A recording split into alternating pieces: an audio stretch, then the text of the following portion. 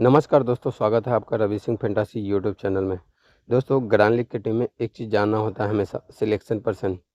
Selection person क्यों जानना होता है, पहले इस बात को समझिए। क्योंकि अगर मान के चलिए एक खिलाड़ी यहाँ दिख रहे हैं आपको, मुनरो, तो इसका अगर 88% सिलेक्शन है तो ये 88% लोगों ने ले रखा है। अगर आप इसे नहीं रखते हैं तो आपको क्या होगा, ग्रांड लीग विन करने का 88% से यानी कि बच रहा है 12%। 12% ही लोग ग्रांड लीग जीत सकते हैं, फ्लॉप होता है तो। और यहीं अगर आपको ये 88% वाले चलते हैं तो आप इसे टीम में नहीं रखे हैं तो आप ग्रांड लीग हारने का चांसेस रहेगा। इसीलिए हम कह रहे हैं आपको कि ग्रांड लीग का टीम में हमेशा सिलेक्शन पर्सन जानना जरूरी होता है। क्योंकि दोस्तों, एक चीज़ और दिखाना चाहूँगा आपको इससे पहले कि जो मैच हुआ है देख सकते हैं आप, जैसे 95% सिलेक्शन है ऑलराउंडर का। तो आप देख सकते हैं इस प्रकार से कुछ है, जैसे कि देख सकते हैं दोस्तों 41,000 रैंक आया है। तो 41,000 अब देख सकते हैं आया है। इसमें क्या पिच बताया गया था आपको, बैलेंस पिच। तो कप्तान वाइस कप्तान कैसे एलेक्स हो गया, ये भी तो चीज़ है, जानना पड़ेगा ना आपको। अब देखिए 95% लोगों ने इसे ले रखा था डेनियल सैम्स को। क्या ये फ्लॉप गया कि नहीं गया, गया ना। तभी यही चीज़ होता है दोस्तों, ग्रांड लीग विन करने का चांस होता है। इस चीज़ में आप ध्यान रखना, यही चीज़ आपको समझाया जाता है। तो दोस्तों, अगर यही चीज़ के बारे में आपको बताया जा रहा है, अगर आप सिलेक्शन पर्सन जानेंगे तो आपको ग्रांड लीग मतलब विनिंग करने का बहुत ज़्यादा चांस बढ़ेगा। अगर ग्रांड लीग आपको विन करना है तो सिलेक्शन पर्सन जानना ही होता है हमेशा। इस चीज़ में ध्यान रखना, फ्लॉप कौन सा प्लेयर जाएगा और कौन सा खिलाड़ी चलेगा, ये सारी चीज़ जानना होगा। दोस्तों चलो वीडियो शुरू करते हैं। जैसे कि देख सकते हैं यहाँ से विकेट कीपर से पहले ही मैं उठाता हूँ, आप भी जानते हैं। तो यहाँ से देखिए इंग्लिश का 94% सिलेक्शन है, जोश इंग्लिश का। और यहाँ बैटिंग की अगर बात करें तो मुनरो का देख सकते हैं 88% सिलेक्शन है। हम सबसे पहले देखो, कभी भी ज़्यादा मतलब सिलेक्शन जिस प्लेयर का होता है उसे उठाता हूँ, कभी भी मेरा ये नियम है। क्योंकि ताकि आपको समझने में आसानी हो। और ये बैटिंग पिच बताया गया है, इस चीज़ में ध्यान रखना आप। और यहाँ देख सकते हैं ऑलराउंडर से जो हारून है 96% लोगों ने ले रखा है। और आप यहाँ देख सकते हैं कि 57% सिलेक्शन कर रखा है, इन्हें भी हम लेते हैं। और यहाँ पाल को भी देख सकते हैं 90% लोगों ने ले रखा है। तो फिलहाल के लिए यहाँ मेरा मतलब ऑलराउंडर से इतना ही प्लेयर मिले। और यहाँ से देख सकते हैं बॉलर से तो 60% इन्हें भी ले रखा है। ये पिछले मैच में नहीं खेला है, अगर इस मैच में अगर खेलेगा तो इससे मतलब लोग लेगा ज़्यादा, क्योंकि ये काफ़ी अच्छा प्लेयर है। तो इसे भी हम रखते हैं फिलहाल के लिए। और यहाँ टाई की अगर बात करें तो अल्ठावन पसंद ये भी फ्लॉप गया है। मैं भी इसे ग्रांड लीग की टीम में नहीं रखा था, क्योंकि ड्रीम 11 आपको पहले ही बता देता है कौन सा प्लेयर फ्लॉप होगा और कौन सा प्लेयर चलेगा, वो किस टाइम, लाइनअप के टाइम। इस चीज़ में ध्यान रखना।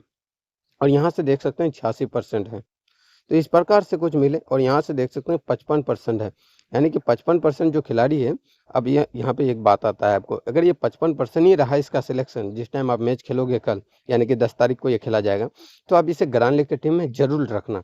और 55% से यानी कि आगे पीछे हुआ तो आप नहीं रखोगे, इस चीज़ में ध्यान रखना। जैसे 55 से 56 57 तक चलेगा, उसके बाद आगे नहीं चल पाएगा, इस चीज़ में ध्यान रखना आप।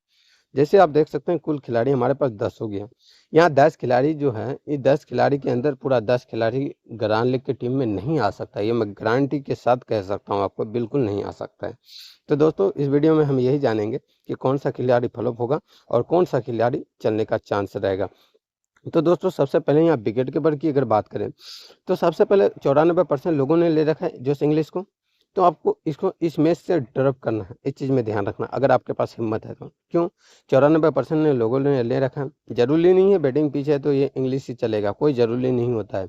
तो सबसे पहला नंबर मैं इन्हीं को ड्रॉप करूँगा। आप चाहें तो रख भी सकते हैं, क्योंकि डर की टीम बहुत सारे लोग लगाते हैं। ग्रांड लीग में कभी ऐसा नहीं करना आप, नहीं तो कभी ग्रांड लीग विन नहीं कर पाओगे। और यहीं दोस्तों बैटिंग की अगर बात करें तो बैटिंग में देख सकते हैं, यानी कि मुनरो को ले रखा है 88%। तो आपको इसे फिक्स खिलाड़ी रखना है। हालांकि ये कप्तान वाइस कप्तान नहीं बना सकते आप, लेकिन फिक्स खिलाड़ी रखोगे। और यहीं 72% नीचे आके देखोगे अगर, तो इन्हें ले रखा है। तो इन्हें चाहे तो आप ड्रॉप कर सकते हैं ग्रांड लीग की टीम में, इस चीज़ में ध्यान रखना आप। क्योंकि इसे ज़रूरी नहीं है कि ये चलेगा।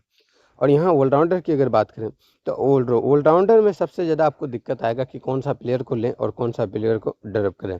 अगर आपके अंदर इतना क्षमता है मतलब ड्रॉप करने का, आप चाहें तो हारून को भी ड्रॉप कर सकते हैं।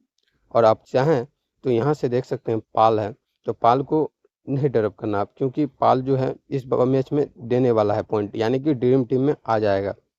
तो इन तीनों में से आपको एक खिलाड़ी को ड्रॉप करना है। तो फिलहाल के लिए मैं हारून को लेके मतलब ड्रॉप करता हूँ। तो आप चाहें तो रख सकते हैं, क्योंकि बहुत सारे लोग ग्रांड लीग की टीम जो लगाता है डर के ही लगाया जाता है, तो डर के नहीं लगाना होता है, आप चाहें तो रख सकते हैं। तो फिलहाल के लिए मैं लाइनअप होने के बाद ही देखूंगा इसका, आप चाहें तो रख सकते हैं। और यहाँ से बॉलर की अगर बात करें तो बॉलर में से देख सकते हैं कि ये खिलाड़ी अगर खेले भी तो भी जोसन यानी कि जोसन अगर खेले हैं तो भी मैं ग्रांड लीग के लिए नहीं रखूँगा। इस बात में ध्यान रखना आप चाहें तो रख सकते हैं। यहाँ टाई है, तो टाई को आपको रखना चाहिए ग्रांड लीग की टीम में, क्योंकि मैं टाई को फिक्स से रखने वाला हूँ। और आप यहाँ से देख सकते हैं कि 86% इनका भी सिलेक्शन है, आप चाहें तो इन्हें भी रख सकते हैं, लेकिन इसे ड्रॉप करना बहुत बड़ा रिस्क होगा, तो इसे मैं फिलहाल के लिए नहीं लेके चलता हूँ। यहाँ देख सकते हैं आपको कुल खिलाड़ी यानी कि 6 मिले, जहाँ से बॉलर। अब बैटिंग पिच बताया गया है, तो इसका मतलब ये नहीं कि बैटिंग से ही चलेगा, क्योंकि बैटिंग और बॉलिंग का ही लड़ाई होता है, यानी कि बॉलर और बैट्समैन का ही लड़ाई होता है। इस चीज़ में आप ध्यान रखना। तो इन्हें फिक्स रखता हूँ मैं।